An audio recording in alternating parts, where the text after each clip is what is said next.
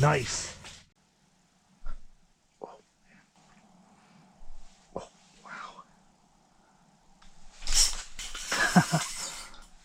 Awesome. Oh my God. That's huge. Well, all right. We have a recipe for an absolutely beautiful day in the great outdoors. Beautiful weather in the forecast. Check. A lake full of stocked fish. Check. What else do we need? Shelter, propane heater. Check. Auger to make a nice sight fishing hole. Check. Hungry fish. Let's just leave that box unchecked for now and see how the day plays out. All right, let's get started.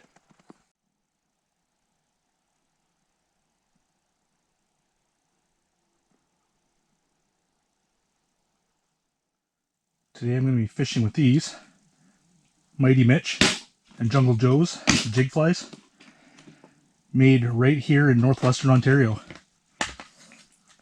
And they are some of the prettiest, flashiest jig flies you'll find anywhere. I hope the fish feel the same way. Already got one tied up on my rod. Let's get down there.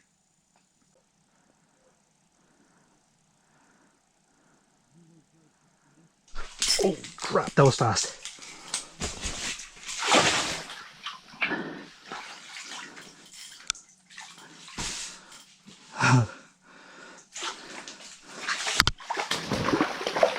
On the board. Woo! Just like that. You love the jig fly. Okay. Let's get it in the live well.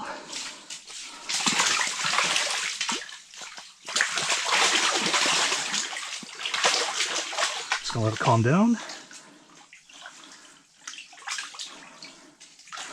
Actually, doesn't really matter because that looks like an eater. I'm planning on keeping my limit today. I'm not a big fan of eating trout, but these SPLAKE in here, I make an exception. The closest thing to rainbow trout we have, as far as meat quality goes. Okay. Give you all a quick look, and then I'm going to bleed them out.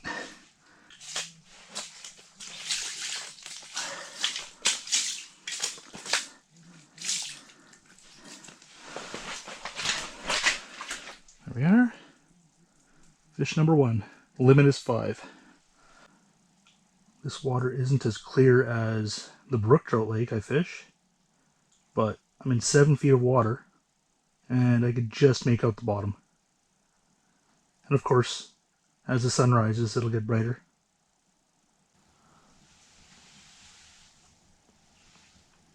There's a fish. That's a small one though.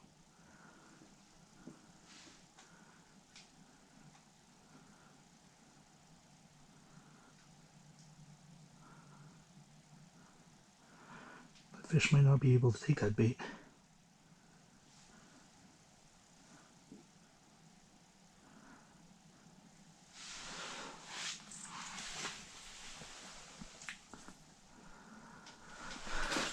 Small fish problem. I'm going to continue to use the jig fly, but I pulled out my little brook trout rod with my 16th ounce Whistler jig and 1-inch gulp.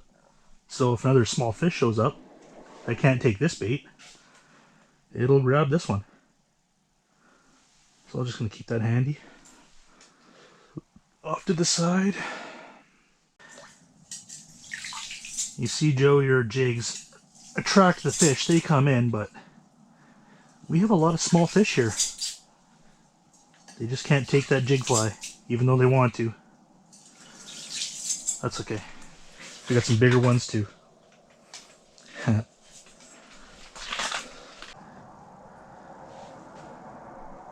we go. There's 2 of them there.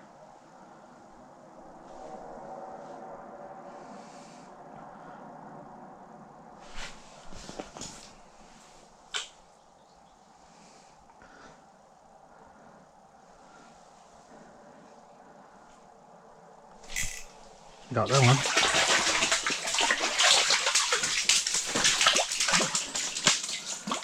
Where did my friend go?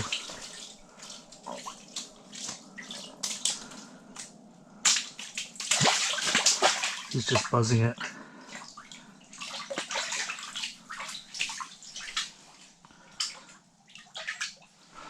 Okay. Might be too small to eat that. How about this? Oh no. Did I spook him for good? Is your buddy gone? That one's a little on the smaller side. Heck, I was catching bigger brook trout the other day.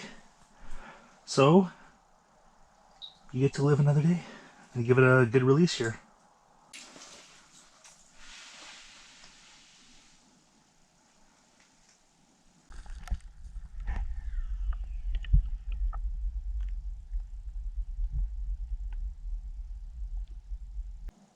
Splake are definitely a lot more pelagic than the brook trout. Brookies I find hug the structure close to shore, rocks, trees. And these splake, they're roaming. The first fish I caught came from shallow water. Those last two that came from deeper water. I've caught them in 30 feet in this lake. They're just all over.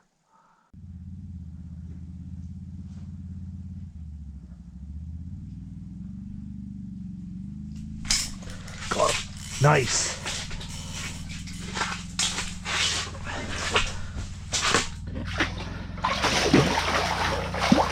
Out of nowhere.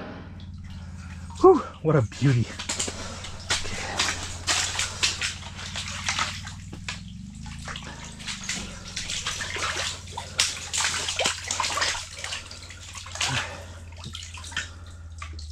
Another one for the jig fly.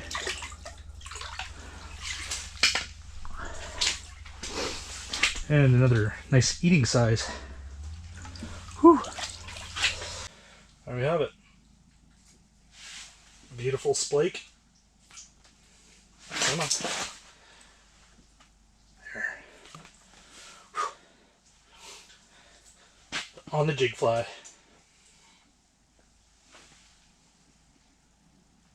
Nice. Nice colors on it. Okay, wicked. So a day of sight fishing is basically sitting here, moving the bait, being mesmerized by the action, and every 30 minutes or so, a fish appears, and it's instant adrenaline.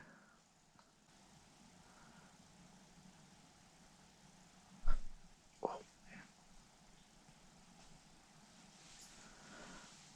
come on, baby.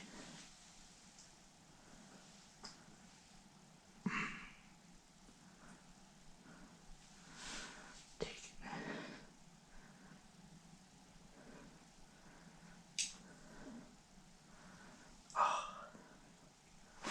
Really? Come on back. That fish came in hot, sure wanted it, but as he turned, I was in the middle of a jigging stroke, and I bumped him. I think he might have felt the hook. That's probably why he shied away and didn't commit after that. But nonetheless, still super exciting to see that.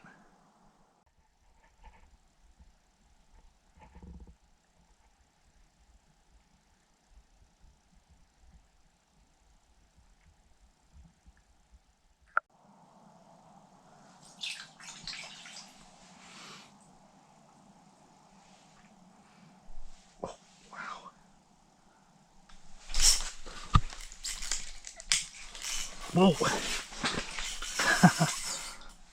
Awesome.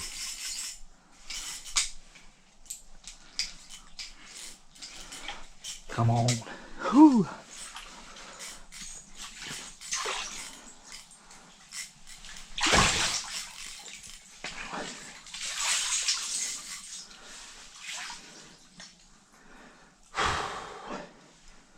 Oh, it's all tangled up. There we go. That's a nicer one. Whew.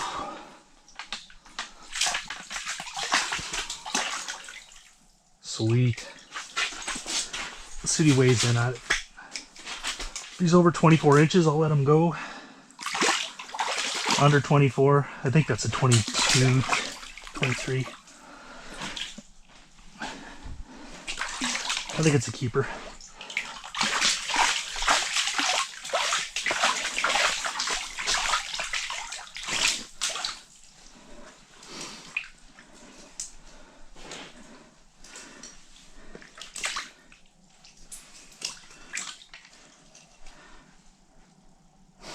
Yeah, 22 inches. Top end of my keeping size. Alright, let's get another shot of this. What a beauty though. Beautiful splake. Look at the colors on that. Very, very nice. Again, gonna keep them, so gonna head out and dispatch them. This is a bit of a redemption video because last year I tried sight fishing on this lake twice, and both times slush ruined my day. The only part of the lake that wasn't slushy was right in tight to shore, like 3 feet, 4 feet of water. I did catch one, but it was rather slow. I'd walk out on a frozen packed snowmobile trail, and I was fishing in 6, 7, 8 feet of water and catching the splake. So I told myself this year, if we don't get a lot of snow at the beginning of the year, I am going to go out deeper. Today I'm in 7 feet of water and attempt the sight fishing once more, because it is my favorite way to fish. It's so exciting.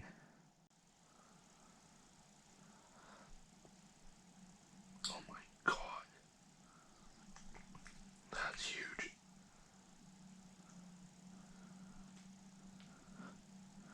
That's double digit.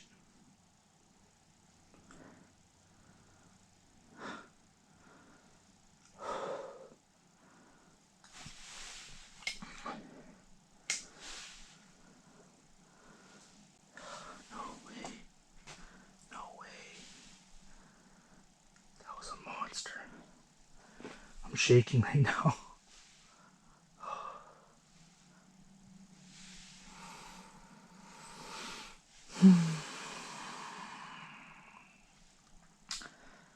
Big ones always get away.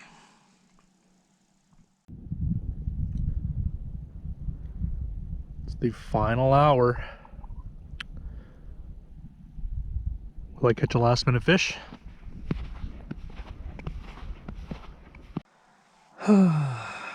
It's getting darker.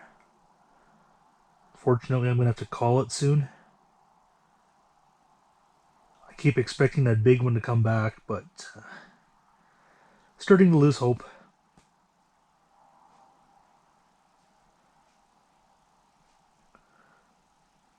I guess I'll have to catch him another day. Well, that's it. That's all, folks. The day ended with a heartbreaker. That big fish never did come back. I do have a few nice fish to take home. Hopefully I got some good footage today. But yeah, that one. It was just in a different weight class. Like, I'm guessing 30 plus inches, 12 pounds, maybe more. Well, it made my 22 incher look like a minnow. But, you know, you can hear that I'm kind of frustrated. It's okay. This lake is close to home. I'll have another chance at some more really big splake. It wasn't a bad day.